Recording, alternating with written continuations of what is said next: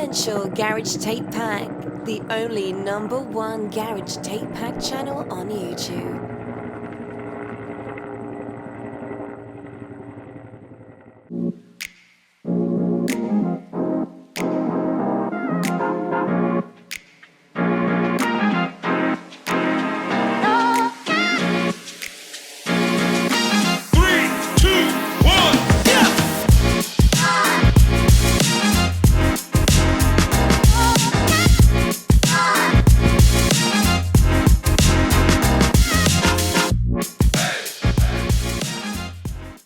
So welcome to the Essential Garage Tape Pack podcast with myself, Shane, on another episode of the Unspoken Word.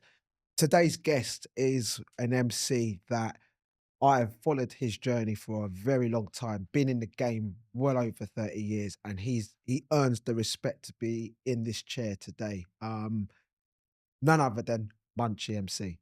How are we doing today? Greetings. Your check's in the post, don't worry, mate, for saying that. That's the first thing. Yeah. Bonjour. Bonjour. Hola. Hola. Merhaba. Yasu. Yes. All right, mate. Yeah, I speak 6 languages. Really? Nah, I'm only fucking about with you.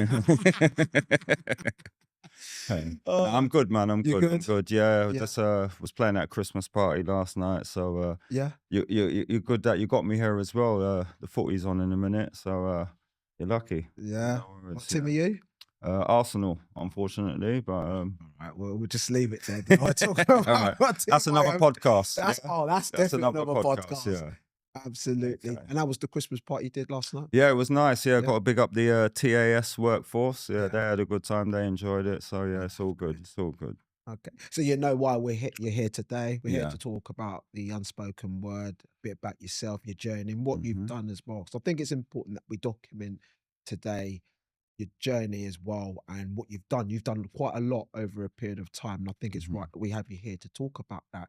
But before we sort of delve into that, let's talk a bit about yourself and a bit about your background, if I can ask. Yeah, well, you know, some people say MC Munchie, some people say Munchie MC, some people just say Munchie. But if we're going by the letter of the law, I suppose it would be Munchie MC. Yeah. Obviously, I wasn't christened that or born that. My real name's Anthony. Yeah. I was born in Islington and I grew up in various North London areas like Tottenham and Hornsey. Okay. And today we're going to get a big insight in how I got into the game or how the game got me. So, I like that. How the game got you. That's it. It was probably a bit of both, to be fair. Yeah. You know? Okay. So talk us a bit about your background in terms of like your mum and dad, like your culture. Have you have any siblings? Yeah. I got basically I got a brother. I got 3 sisters. 2 of them are half sisters, but they're all family. Yeah, they're all family. Growing up in the 80s was I suppose it was like come from a typical Caribbean background. At the end of the day, what can I say? It was exciting those times, growing up in those times, to be honest. A bit crazy, but in a good way. Yeah. But I think in the 80s as well, there was definitely, as a youngster, I think there was definitely more facilities and you had things like the GLC and stuff like that as well. You know, I think you had like more youth centres, youth clubs and stuff like that. So I think, it was a good time. It was a good time. Crazy, a lot different. And how did that inspire you going to youth centres? Did it, if it did? Yeah, it did. I mean, at the end of the day, well, actually, it did actually, because at the end of the day, it was more community. That's how you would meet certain people as well. So that was like connection-wise, that was good. Giving kids something to do as well. I think that's quite important as well. You know, so yeah, that's all good. Okay, so you talk about growing up. Obviously, you said being one and growing up. Did you face any challenges growing up yourself at those times? Did I face any challenges? I suppose yes, to a slight degree. I mean, you know, at the end of the day, if I suppose if you grow up in areas such as your Tottenhams, your Hackneys, Archways, you know, Brixtons. You know, you're going to come across certain things at the end of the day. sometimes you've got to be a bit street savvy. You know, you learn quickly. Yeah. In those sort of areas, sort of thing. Yeah. You know, to be honest, if you're street smart, that definitely helps you. Absolutely. At the end of the day. Definitely. Okay. So just fast forward a little bit there. So how did you get into the music, and was there like sort of any music styles that you were into at that point?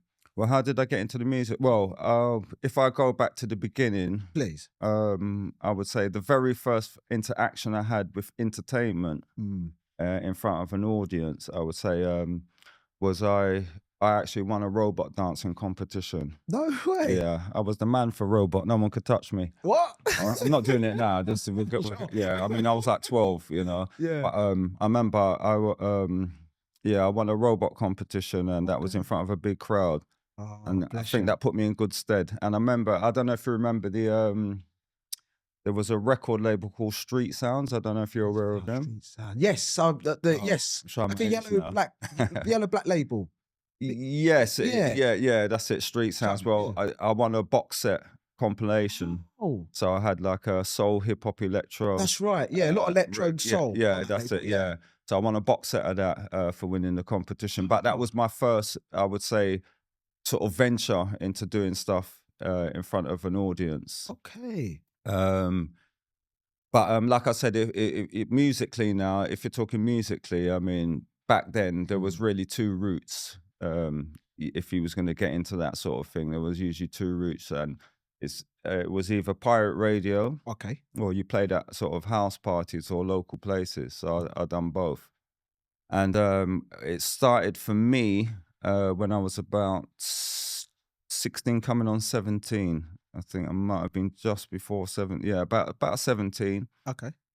I actually got a radio show on WNK. Again, I don't know if you remember WNK. No. They actually got a license. They actually became legal in the end because Choice FM got the license for South London. Right. And WNK got the license for North London. So it was, WNK, Wicked, Neutral and Kicking. Right. It's a good thing it wasn't Wicked and Neutral and Kicking. You know. That would have been,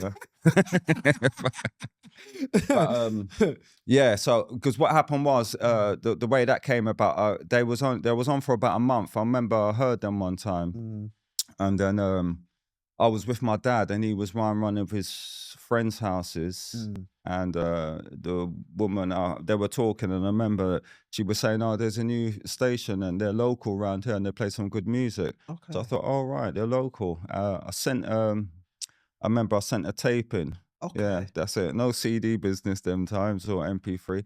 I sent a tape in. Okay. And they liked it. And then I started getting a show on a Saturday morning, 10 to 12. Oh. So I was about 16, 17, 10 to 12.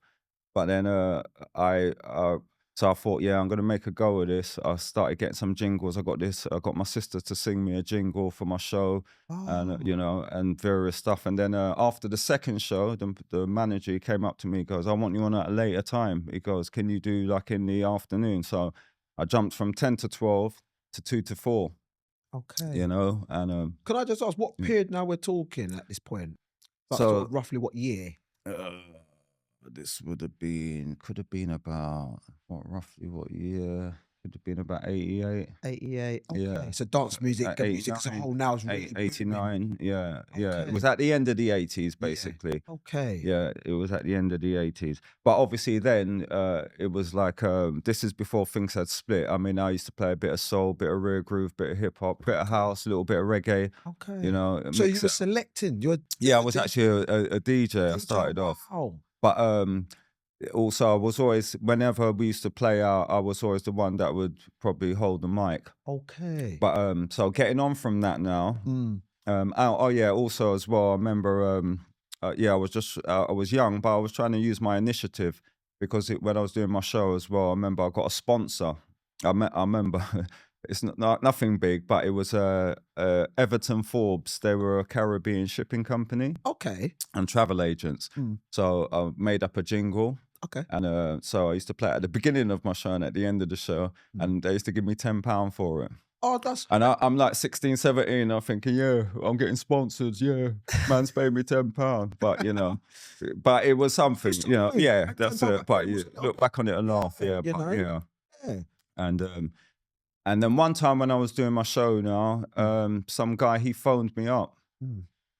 So this would lead to my probably a first official playing out as a proper gig, not like doing private stuff. Okay. So again, I was about 17. He called me up on my show. He said he was a promoter, but he promotes bands. So he didn't used to do raves or nothing like that. He promotes bands. Okay. And he said he wanted me to play music in between the acts. Okay. Sort of thing. So that's fair enough. So I brought in my 2 other DJ friends, because that's the kind of guy I'm always try to bring in others as well, you know. That's good. And then but when we were playing music in between the acts, but then I just took the initiative, and then when the sort of acts finished, I would say, you know, round of applause for blah, blah, blah, let's make some noise, and, you know, stand by for blah, blah, blah coming up soon. And then the promoter, he said, oh, I didn't know you could sort of hold the mic like that. I didn't know you was like that. Yeah. Sort of thing. And then he got me to be the compere for his things. And it was actually at Town and Country Club.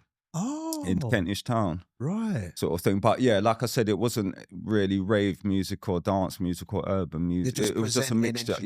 So yeah, it was the hosting thing, you know, came from there. Yeah, sort of thing. And I remember I probably ended up doing about 6 events for him, sort of thing, over 2 years. Right.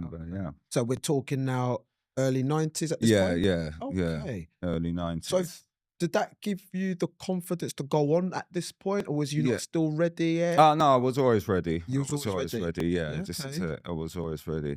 Because like I said, we used to play out. I used to have a little thing, Munch Promotions, and we played at various places. Jackson's Lane Community Centre in Highgate, Haringey Club in Hornsey. We used to play at Palm Tree in Edmonton. It was all these old school names. Yeah. And actually, one of the people that used to play with me was actually Terry T, and he's actually from Potential Bad Boy. Oh. Yeah, so he was part of it sometimes. He used to come in and we used to do a few things, you know. That's well. So yeah, at the end of the day. But if you're talking about specifically garage now. Well, come on. Oh, right, okay. Let's not jump the gun. Let's not jump the gun yet. Rewind. Rewind. Yeah. I like that one.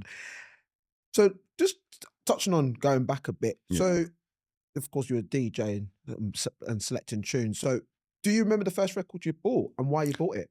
The first record I bought, like I said, probably the first record I bought, it could have been the vinyls that I won in that competition, but I think the first record I might have bought is actually Bunny Wailer, a track called Back to School. Okay, what type? I'm not familiar. So was that what style of music is? So we used to term it like reggae boogie or reggae disco. It was like when a reggae artist sort of done something on a soul or funky track, sort of thing. So it was a crossover. But Bunny Wailer was obviously he was from Bob Marley and the Wailers.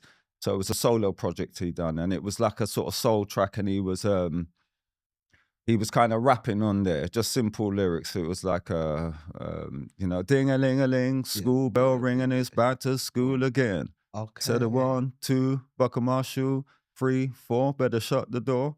5, 6, pick up sticks. 7, 8, then you lay them straight. 9, 10, back to school again. I think that was probably the first tune I actually bought, to be honest. Yeah, Bunny Wailer, Back to School. Back to School. I suppose everyone's looking up on YouTube now for it. Or Discogs. Yeah, that's it. I think that was it, yeah. And from there, you sort of kicked on. Yeah. From there. That's right, yeah. Okay. So at this point, were you listening to any of the mainstream or pirate stations? Yeah. I know we sort of touched on it a little bit, but what inspired you around that point, other than what you were on? Right, okay. Yeah, I mean, when I would, that's the beauty of having an older brother. Because, I remember my older brother, he, like, everyone thought he was the man because he had one of those sharp ghetto blasters. Oh. And, it was a twin cassette. And it was had graphic equalizer on it and all that. And I remember I used to sell tapes at school for £1. No. I remember I used to make tapes up because what I used to do when I used to make a copy of the tape, then I would fiddle about with the graphic equalizer.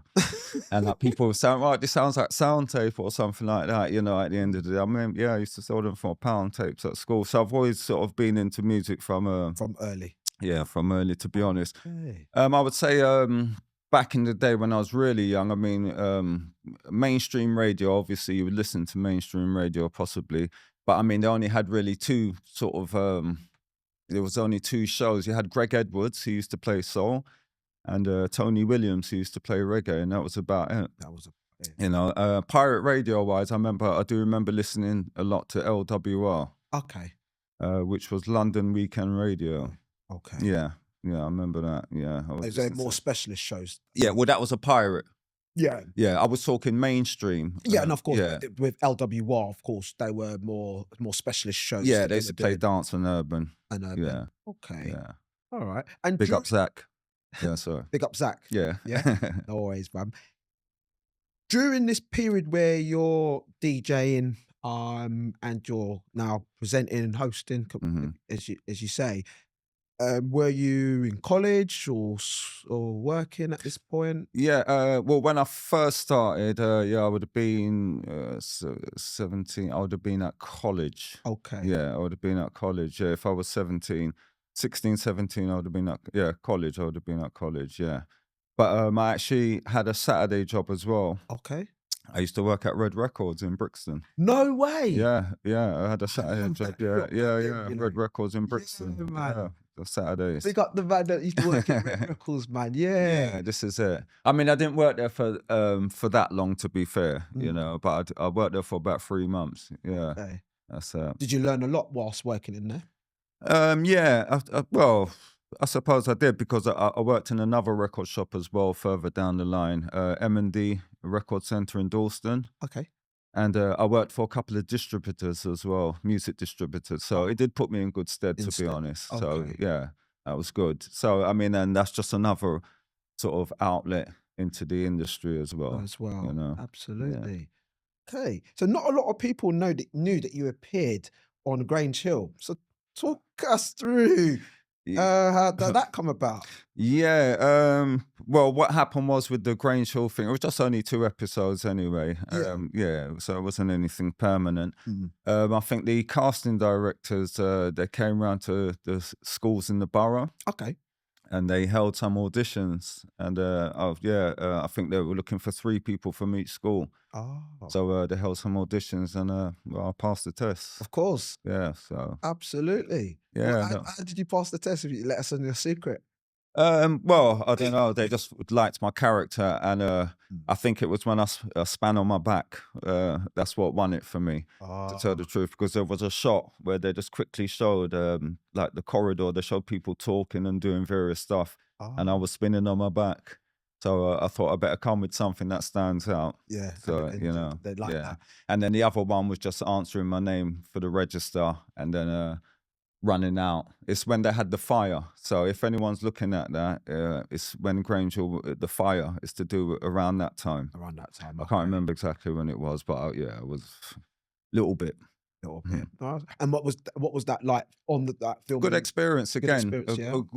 Very good experience, and that put me in good stead because I did go on to start doing extra work as well later on down the line. So I was already used to that, to being in front of the camera and stuff like that. Okay. But, I mean, it's not as glamorous as people think when you're doing extra and background work, because you are getting experience in those things as well. It's important because sometimes that can propel you to do other things. Well, this is it, because sometimes they're offshoots of other things as well, you know. So it's all good. It's all good because it all evolves around entertainment. So. Absolutely. So your journey is going through a nice little path. You're doing a bit of DJing, you're hosting, a bit of acting, or as you say, well, background work.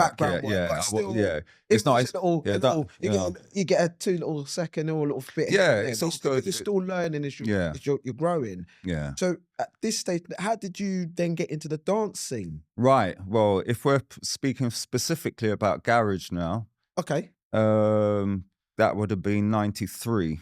Summer of 93. Okay. I started MCing on a radio station called Sub Jam, but this was the original Sub Jam. Oh, yes. Because there was a Sub Jam that came after, like in the 2000s or whatever. But this was the original Sub Jam. It was Badger, his station, Summer '93. Why was Summer '93 so important? Well, that's the year that I really started getting into house and garage. As you know, it was termed house and garage at the time. At the time, it was house and garage. So I was on Sub Jam, and then from that, I started getting a couple of bookings for Rocket. Okay, yeah. Started doing a Bunker Bar, which was it was a bar next to Bagley's.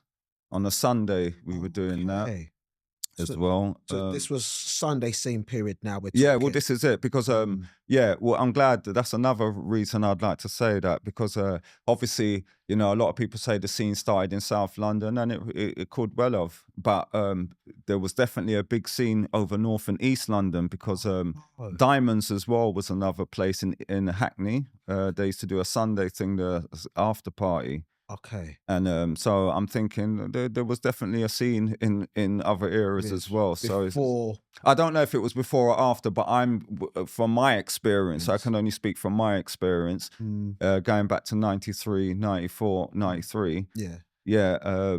So there was, like I said, Diamonds. He used to play at a place called Villa Stefano in central London as well.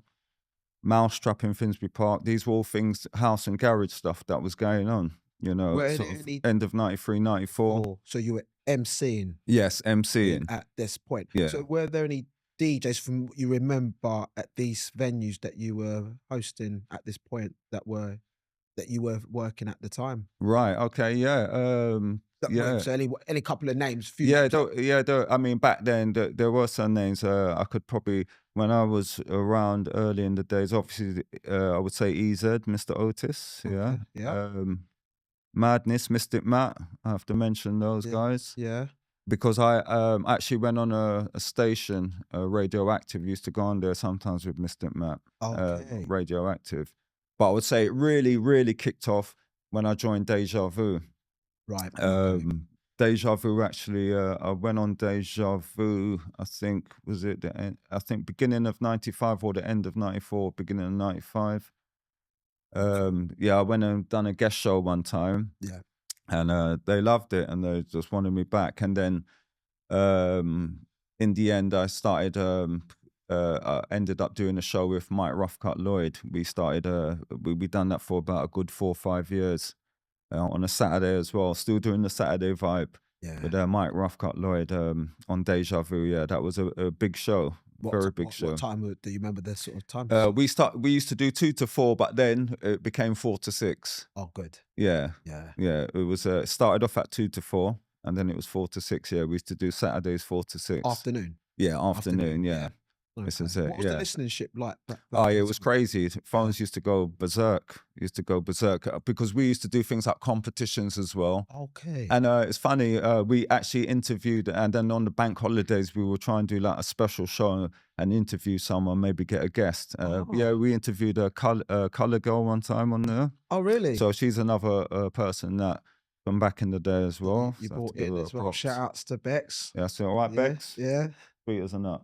You know, and Faylene Brown as well. Yeah. She another singer. We interviewed her as well. But the show with Roughcut, we done that for at least 4 years together, which was some good times. And which was I nearly forgot, which was ironic because you said how did I get into the dance scene? I think slightly before that. Sure. We might be talking about 92. Okay. About 92, I was actually on an agency called Electribe. Okay. And and it was another guy called Otis, funny enough.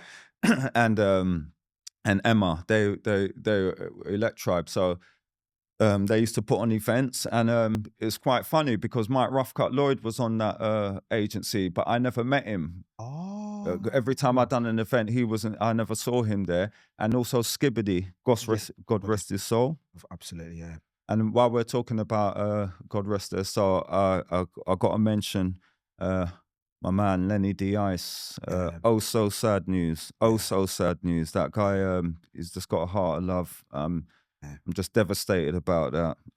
He, we're talking about innovators and people that were there from time. He has to get mentioned. Absolutely. I'm just so sad that he's not here no more. Yeah. But the only positive we can take from that is that he's obviously not in pain anymore. He's not suffering. So we hope you rest in eternal, everlasting peace, Lenny. We love you.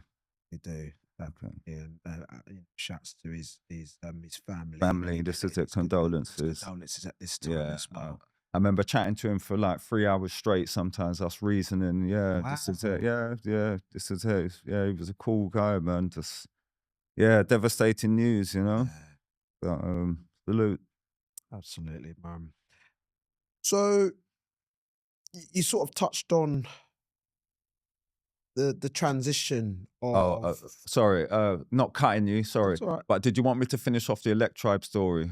Go ahead. Oh yeah, sort of thing. Yeah. So this was in the early 90s. We used to do stuff for them. But like I said, a lot of people actually was on that agency. Like I said, like Skibbity, Mike Rothcott, Lloyd, and stuff like that. At that time, they were playing mostly hardcore and jungle. Okay. Sort of thing. I remember, and they even had a station called Subtransmission. Okay. I remember that, briefly. But I did do some stuff for them for a year or two. Okay. But, okay. So, how did you discover your signature lyric? Woulda Wicked. Oh, Woulda Wicked. How did you discover that? That's iconic. Yeah, this is it. Well, that just came about off the cuff. Really? I think that just sort of came off the cuff. It was just like certain words, I would try and bounce them more. So rather than just saying things straight, try and wobble it. So like woulda we giddy get, because that was actually the full term. Woulda we giddy get, woulda wicked. That was actually the full term. Right. But then sometimes when I would see people and they would say, yes, Munchie, woulda wicked, and it kind of sort of caught on from that. And then when I used to do adverts as well, sometimes I used to start off with that. I just used to say, woulda we giddy get, woulda wicked. It's back on Saturday. It would be like that kind of thing. Okay. So it's just that came off the cuff, really, to tell the truth. But it was just like I said, it was just bouncing words, like instead of down, diggy down, that sort of thing. Okay. It's back. Do you remember the first time where you were when you come with that sort of signature? I probably was on the radio, to tell the truth. Yeah, I probably was on the radio, to be honest. And those are the best moments, because like you say, it's just off the cuff. You weren't thinking, or you didn't write it down. It was just like you just bouncing. Yeah, basically, and it's just something that stuck, because then it used to be, and the woulda wicked Munchie MC. You see, then it added that bit on, so yeah. Oh, man, so that's it. Big up Jerome, Mr. God's Gift. Definitely. Of course, yeah. Definitely. So talk us through, other than yourself working at some of these venues at the time. You mentioned Rocket being one and so forth. So were you going out to any of these events during the mid-90s as the so-called Sunday scene at this point, or where, Well, like I said, other than you not working, just to enjoy yourself sort of thing? Was it mainly just working? Yeah, mainly working, I would say, because obviously it was quite regular. So at the end of the day, mainly working. But obviously, I mean, the mid-90s, like I said, I would say when it came to the mid-90s, there was probably just a handful of established promoters. If we're talking about 95. Okay, if we touch that period, then who were some of the promoters at this point? There was only a handful of established promoters. I mean, you had your Stush. Yep, Robert. Yep. Okay. Course, well, this is it. Well, I remember Stush when it was Ivan running it. Oh, and this is it. So, big up Robert. Nice one, brother. Yeah. So you had Stush, you had Sun City, Pure Silk, La Cosa Nostra. Exposure, really. And probably Lords of the Underground. But definitely Stush, Sun City, Pure Silk, some of the early the stuff. Cosa Nostra, exposure. Okay. And obviously you had Club Coup as well. Yep. And you had like the after party at Frog and Nightgown. So those. And what was the after parties at the Frog and Nightgown like? Yeah, they were. They were good. They were good. They were good. The good times, good memories there. Yeah. You know, at the end of the day, yeah, they were good. Yeah. They were good memories, to be honest.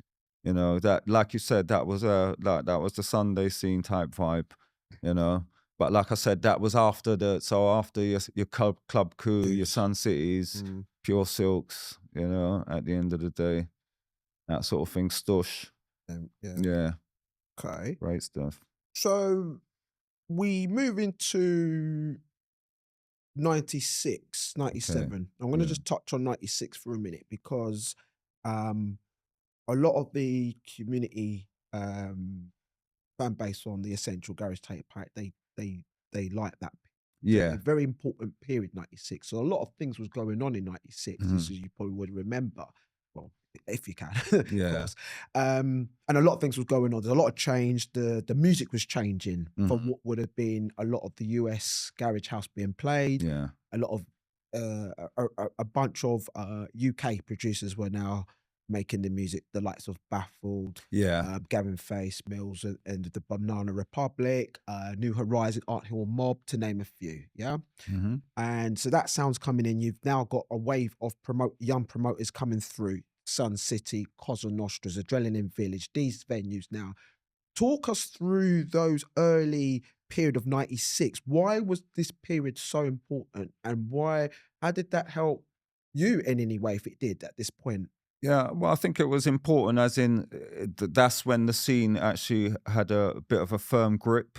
Okay. But it was still sort of underground, and it was still cult. It hadn't sort of been, it was still pure, but the UK was finding its own sound now at the end of the day. But I would say the quality and the levels were still very decent at the end of the day. I mean, I think up to 99, basically, strong. It was sort of undiluted and pure still. I think. Okay. You know, at the end of the day, I think 96. Yeah, that was big because that's when you know, like I said, it was still underground and it was a cult following. Only people would go if you was into that thing.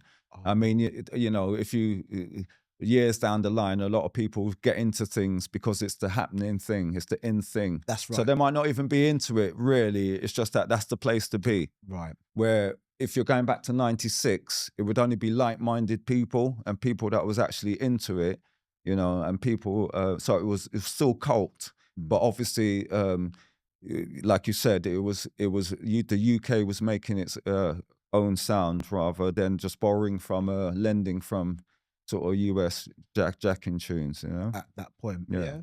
Okay. So I just want to go through a couple, if you wouldn't mind. So we touched on, I'm going to come back to Sun City in a moment. The Cosa Nostra, RIP to Peter. Yes. What was those early days like, working on some of those events? Oh, they were brilliant those days because it was all new and exciting, to be honest. Yeah. So yeah, those days were really good. I mean, and at the end of the day, for a scene that was still in its infancy, to tell the truth, you know, these venues used to get packed out. So it just goes to show, you know, at the end of the day, and this is before anyone got in the charts with garage or anything like this, and it was holding its own, so you knew it was a solid scene. Something special was definitely. Yeah.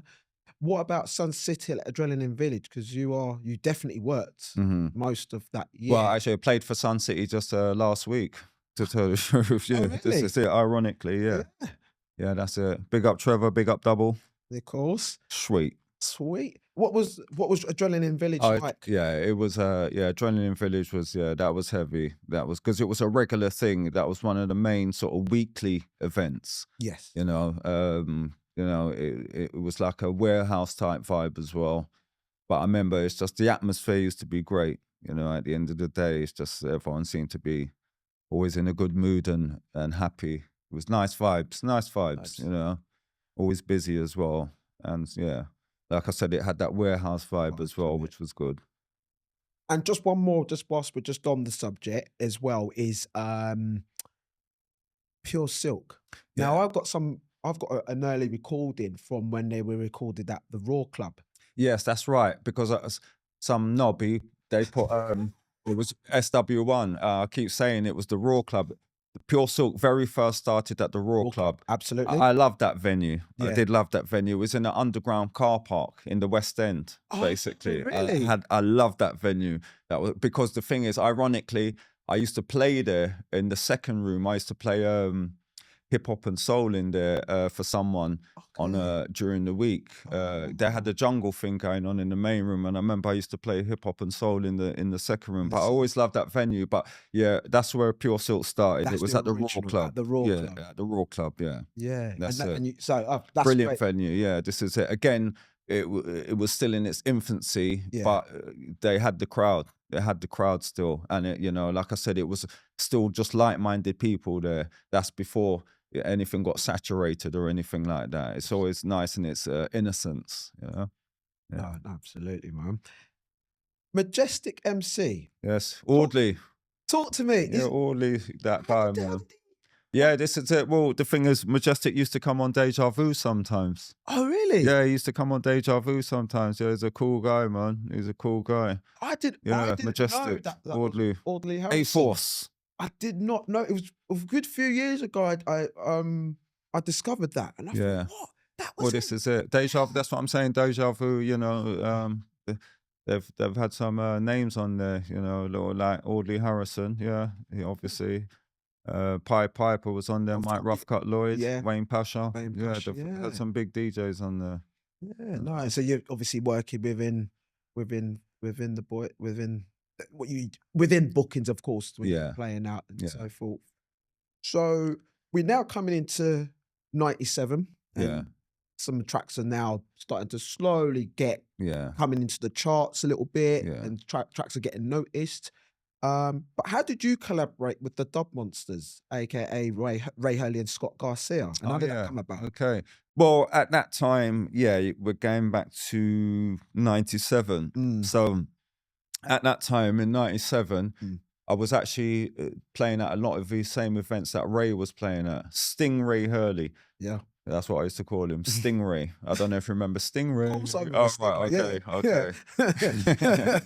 But we were playing at a lot of events together, I remember. And one time we actually played, we got a booking in Germany together. It was actually me, him and Daryl B. Okay. And we went to Germany. Okay. And I remember me and Ray, we was at dinner and we was just talking. And then, we both said, we got to do something together in the studio. Sort of thing, at the end of the day. And then, one day, afterwards, a little time after, Ray called me and said, we're going to go studio on blah, blah in a couple of days or whatever. We went to the studio, done that little demo. And then, and it was Nathan Baffled. I think we was at his studio. We done it at his studio. And another, I have to big him up as well, Baffled, like you mentioned, aforementioned. Of course. And so I done the demo, and then what happened was I knew DJ Louis. Okay. I knew him because he worked for Quench Records. That's right. Now Quench was owned by Dan Donnelly. He used to have Suburban Bass, the record shop, and he used to have Boogie Times. That was his record shop. Just if you didn't know who Dan Donnelly is, and he used to do the Pure series, didn't he? I think so. Yeah, Dan Donnelly. But I knew DJ Louis because I knew Louis from back in the day from another pirate radio station before Garage. Right. It was actually WIBS, West Indian Broadcasting Service. We were both played on there. Yeah. And so when I had the demo and I took it to Louis. And they said, no, we want you to do this. We want you to do this. And which is strange, actually, because Quench was doing all right because they had a few. They had a few releases. Yeah, because he said had a release on there. Ray had they had some good releases. So I was quite surprised that they didn't sort of last the test of time, to say. But they liked it. And then so after that, basically Ray, Ray, me and Scott, we finished it off because that was just like a demo. We just showed them a rough draft. If they're interested in it, then we'll finish it. And they was like, yeah, doing it. So yeah, Scott, Ray, and myself. That's really how it came about. Yeah, basically, like I said, so it just came from a conversation at dinner with Ray. Said, we might as well get in the studio together, do something. Went in the studio, done something, quenched the demo. Yeah. And the rest was history, as they say. So was that the first MC based track that come out? Probably officially. Yeah. I don't know if it was the first actual track, but probably the first track, MC track on an actual official label, like an official release. Okay. Maybe there might have been white labels before that, but I think officially, so I've been told. But don't quote me on that. But like I said, but officially on an actual label, not just a white test press or white label. But I would probably go on record to say it probably was one of the first because I didn't hear anything. It was. That time. This is it. I'm just playing it down, mate. I'm humble. No, it's all right. No, I'm only joking. It's all right. Because anything MC based, we're talking now 98, late 98. That's sort of a little bit further on a bit. That's when you're hearing that, like the likes of Creed and. That's right. Good rhymes. Rhymes. Smashed it with that. Yeah. So. Was you on I'm sure you was on the cover for that. Yeah. Well, that was good. Yeah, that was a good what they done actually because on the cover they got everyone from the scene. So all the DJs and MCs and stuff, they got them on there, which was I thought that was a lovely touch. Yeah, because include. Yeah, that was a lovely touch. Nice one, guys. Yeah, excellent. So we're at this point now, and we can sort of go towards the mid to late, sort of late 90s. Which events stood out for you that you worked at? Now the garage is really booming now, and in the events you're working constantly. Were there any events that you remember? You thought, I remember performing there. That was a really good crowd. I enjoyed the energy, the vibe that night. Yeah, we could be here all month. Yeah, just give me a few. I mean. I wouldn't really like to single out any in particular because it might be bad for the others because it was so hard. I mean, there were so many good events. I mean, I used to like playing at Exposure. Yeah. That was really good. Me, Creed and PSG used to do that on Friday nights. Creed started doing it first. Okay. And then I got on there, then PSG got on there. Okay. That was good. That was on a Friday. But like I said, there's too many to mention. They were all good. Sun City was brilliant. Yeah. Pure Silk was brilliant. You know, Club Coup, Stush. I can't really speak highly enough of these events. Really, if you're talking about you know, which one was the best? Yeah, it's hard to say. It's hard to say because it would be unfair. But I wouldn't say which was the best. I just think memory-wise, like when you performed, like I remember performing at this particular Sun City because that was a wicked night. I remember performing there, sort of thing. It was just a memory that for you. Okay. Maybe Exposure at Linford Film Studios. Okay. I remember that was a brilliant night. So we're talking 96, 7. Probably not. Yeah, about 97. Yeah, I think so. Yeah. This is it. That was good. Also, as well, some of the I think a couple of the really top gigs I've done as well was actually in Amsterdam. Okay. For a promoter called it was called Bubble Club. Okay. Yeah, and that was really good because I went there one weekend. I went there and I played. On the Friday at Club Paradiso, which was brilliant, and then the Sunday they had like a thing on the beach, like a daytime thing on the beach, and so I thought that whole weekend was that was great. But like I said, it would be unfair of me to single out anyone, to tell the truth, because there were some great times, and that would look like I'm saying that this event was better than that event, and that's not necessarily the case because each event brought their own vibe and their own element. Absolutely. There might be something better on this side, but then something better on that side. So it all depends. So I don't sort of I don't try to judge like in that aspect. Yeah, if it's good, then it's good. Yeah. If it's not good, then it's not good. But I'm not going to start saying, "Oh, this was better than that," and No. So it would be hard to say. It would be unfair. No problem, man. Okay. So we coming into the end of the 90s into the early noughties, and UK Garage is now popular. Yeah. Tracks are getting, it's commercial now. Iron Appa is the destination. Iron Appa. Yeah, go on. That's all right. Yes, melody.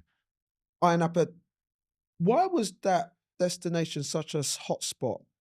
Well, it will just be like anywhere. Well, the reason why it was a hot spot is because the answer's in your question. Hot. That's the operative word. It's garage in the sun, isn't it? Of course. That's all. And it was obviously no one was doing that stuff over there.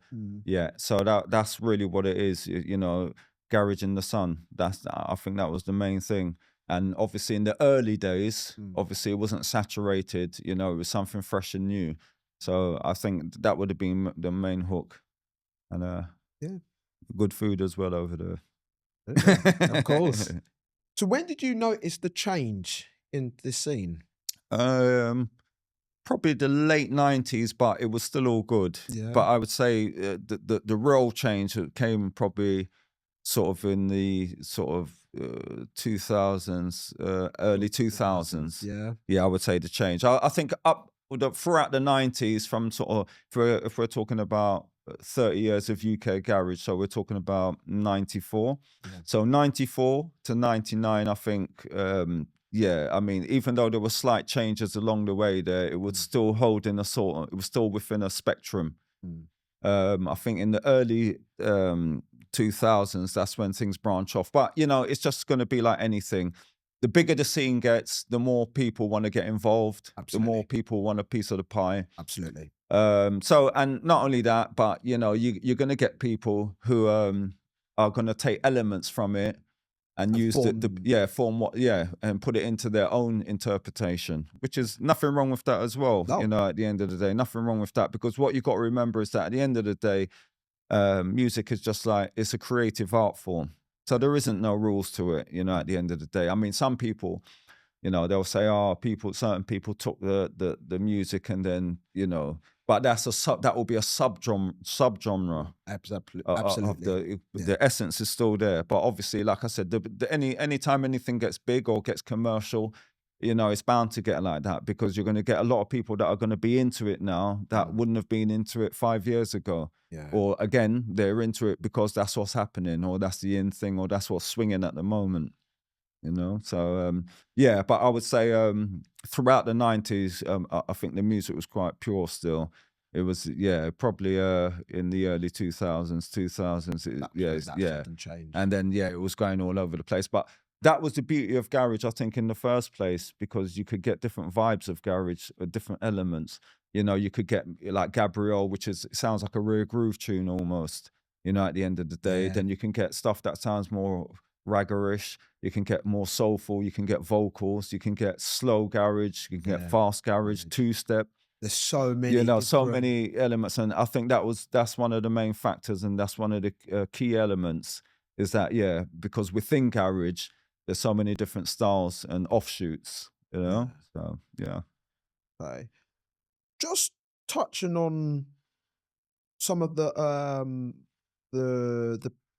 some of the tracks that were, you talk about the different styles of garage. So you've got the likes of your Groove Chronicles. That's it. Noodles, the Baffles, then your Wookiees, a bit more later on, your Wookiees, your MJ Coles, and like, how important were these guys releasing these tracks and the scene changing? Well, very important. Those guys were very important.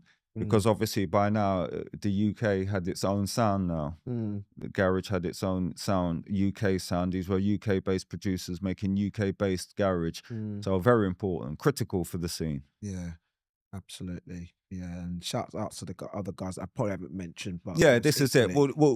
That's why sometimes I don't like to go into detail, because I don't want to leave anyone out. Yeah, because it seems unfair. So I just like to talk broadly, generally speaking. You know. Yeah. So absolutely. Yeah. Yeah. No, definitely. Because we'll be here all month otherwise. So talk us about your project with yourself and Casey Lee. Yeah, well, that's an interesting subject. Very interesting subject, because you're talking about that track, London, UK. I am indeed. Okay, well, how did that come about? Well, Originally, I had done a demo with actually Donna Cousins. Okay. She was actually singing on it. We had done that together originally, but I done it round a guy's house. He had a studio, Jesse. Okay. But sadly, he passed away. Oh, sorry. So yeah, this is it. It was crazy. So I just didn't feel, I don't know, it didn't feel appropriate for me to carry on with it, and so we just left it. Okay. At the end of the day, yeah, because he passed away. So you know, I was in two minds about it. You know, at the end of the day, and so that was on the back burner for a while. And then what happened was I hosted an album for Crunch Records. Okay. For one of their compilation albums. Okay. Sort of thing. I think it was DJ Technic. He mixed it, and I was MCing on it. It's like one of their compilation albums for Crunch Records. Oh, that's good. Yeah. And so basically, I think the guy at Crunch Records, I think I played in that demo or something like that. And then he suggested, but by this time, I think Donna Cousins, she was living abroad then anyway. Right, you know? yeah. But not that should matter really, because obviously, you know, with technology, you don't even have to be in the same country anymore. Nope. You know. But basically, he said, oh, you should do something with Donzi and Casey. He was like prompting me to do it, and he was like, yeah, this will be a good track to, you know, because if you're not doing nothing with it. And he was right, because we left it, but I sort of left it out of respect. But then I thought, it's no point just doing these stuff and have it sitting there, because then that's a waste of time as well, isn't it? At the end of the day, it's no point doing it then if you don't want to do nothing with it. So so he prompted. He said, yeah, you should, because obviously he link up with Donzi and that. So basically that's it. We went and basically remixed it at the end of the day. Yeah, the UK breaks mix. Yeah, so that's how that came about, basically. Yeah, with Donzi and KC, and it actually well, like you said, it was a good thing we did do something with it, because it ended up winning the Song for London competition on Kiss FM. Oh, that's really good. Yeah, I mean, it only all it was is that the proceeds of the track just went to various homeless London charities. That's all, charities for the homeless. So and that's such a really nice. Well, it is. It is. Yeah. I think there's a lot of significance with that record as well. The timing of it, why it happened, the good course it's going for. Yeah. You see, so yeah, I think everything happens for a reason to a degree, you see, at the end of the day. So basically, maybe we weren't meant to do anything with it at the time, at the said time, you know, but obviously we were meant to do something with it later on down the line. But yeah, that was after the hookup with Crunch Records. Yeah. Basically. Yeah, big up Kaiser. That's Casey and Donzi, obviously. Of course. Yes. Definitely. And talk us through the project for Shout for England. Oh, Shout for England. Please. Oh, yeah, I mean, well, that was down to the extra agency I was on, the agency I was on for background work, and the extra agency, which is funny because I had stopped doing that, and it was only the last year that they just out of the blue contacted me again and said, look, you know, they've got lots of things coming up. We'd really like you to rejoin and stuff like that. So so I'm back on the firm now. But so that it was through them basically at the end of the day, because they said, oh, you do all that malarkey, innit? You'll be perfect for that. That's how that came about, the Shout for England. That's the James Corden and Dizzy Rascal track, the football track, Shout for England. Yeah, it came through my agency. Yeah. That's good. And as a whole, what was that like? Yeah, good experience. Yeah, good experience. It was a fun. I got a free England top as well, so I can't complain. You can't complain at all. You didn't pay for it. Yeah, that's it. Yeah, that was good. That was good. Yeah. Okay, we're just going to bring the podcast up to a little bit of a wrap, but just before we do that, is there anything that our audience should be looking out for in 2025? Have you got anything planned? Any gigs or any work? Anything releasing? What's to come? Yeah, well, obviously I'm going to be playing out. Yeah, I've got a few events lined up, but yeah, that will never stop. At the end of the day, at the end of the day, that won't stop for now. At the end of the day, originals, we don't die. We just cut down. Yeah. We just cut down. Maybe not do it as prolifically. Yeah. But if it's in you, it's in you. So I'll be playing that still. Also, I've got a big voiceover job coming up, but I won't go into that yet because for legal reasons. Okay. And actually, I've got some fresh music coming. Okay. And where can they find your fresh music? Have you got a social? Well, just look on YouTube. Just if you type in Munchie MC, do a search on me, you'll just at the end of the day, you'll see it. You'll see it. You know, at the end of the day, that's it. So I've got some stuff. Actually, and I've got didn't you interview Steve today, Mr. Stritton? I did interview Steve. Oh right, okay, that's it. Because I got a collaboration with him and someone else. But again, I won't go into too much detail. But that will be out early next year. Okay. Yeah. We'll look forward to that. Of course, we'll look forward to that we'll share it, of course, via the Essential Garage Tape Back community, so at least that the community can also know to reach out to yourself and via Steve's podcast as well. So shout out to Steve Stretton as well. Thank you for having him on the podcast as well. Brilliant. Right, just before we wrap the podcast up, we normally ask our guests a few fun fact questions about them. So it's completely different from. Wow, you see, you sprung this on me, mate. Oh, have I? Yeah, I didn't know about this. This surprise questions. I don't like surprises, you know. No, I'm only joking. You're not like Kinder Surprise then? Kinder Surprise. Yeah. All right, in no particular order. Okay. Name me 3 tracks that inspired you. So 3 records that inspired you growing up, or even to today. That inspired me. See, that's a big statement. You see. You mean inspired me, or that I liked?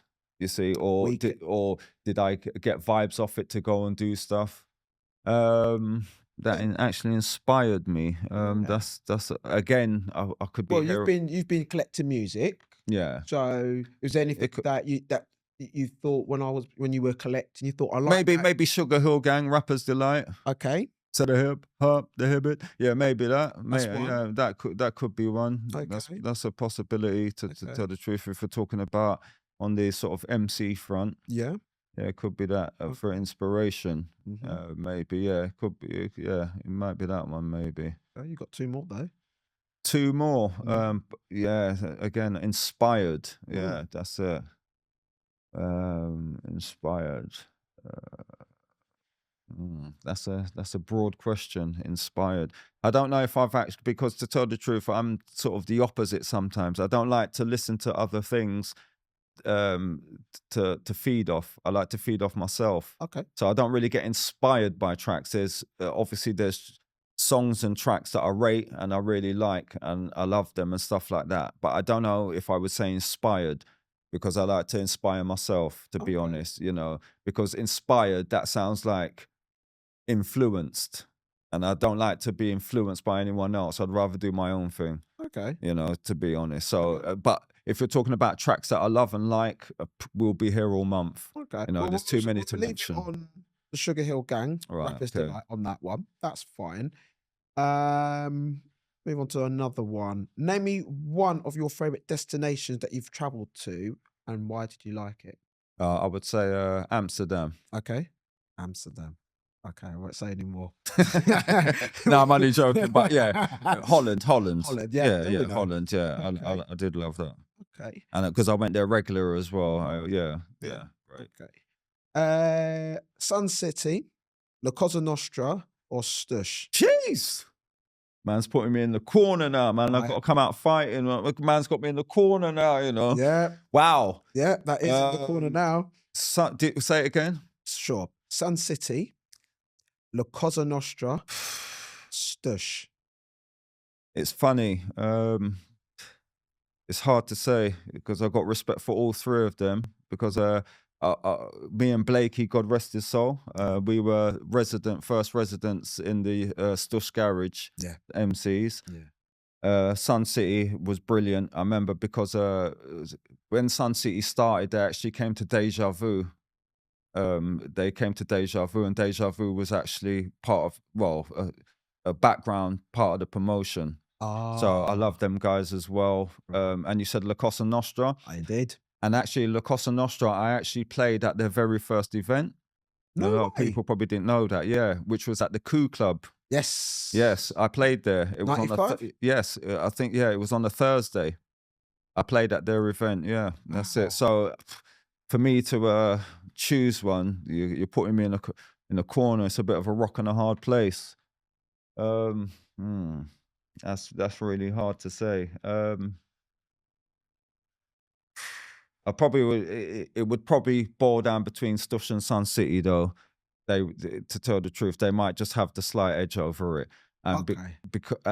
only because maybe that they were slightly more regular. Okay. You know, at the end of the day, but it would be hard to say. But La Cosa Nostra, Sun City, Stush, yeah, they all get the thumbs up. We'll get the thumbs up. Yeah, We'll leave you on that one. that's it. I thought I'd be diplomatic there. That's all right. Which club had the better sound system? Ministry of Sound, Camden Palace, Gas Club, or Club Coliseum? That's a good one. Well, again, it's hard to say because Gas Club was quite smaller than the others. So if you're putting it into proportion, I threw Gas Club in as a curveball, but you might have said maybe because that was what you liked. But yeah, the three, of course, stands out in its own right. Yeah. Yeah. So you're saying Ministry of Sound, Camden Palace, and Club Coliseum.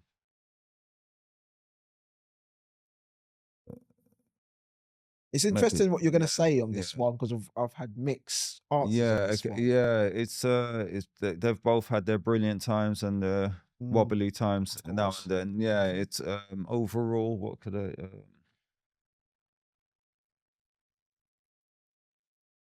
Maybe Palace, you know. Really? Yeah, possibly, maybe. Yeah, from the times I was there. Yeah. But yeah, maybe Palace. Yeah, if I'm just trying to think back to when sometimes it was a bit wobbly in places and they had to fix the set. Okay. Maybe Palace over Coliseum.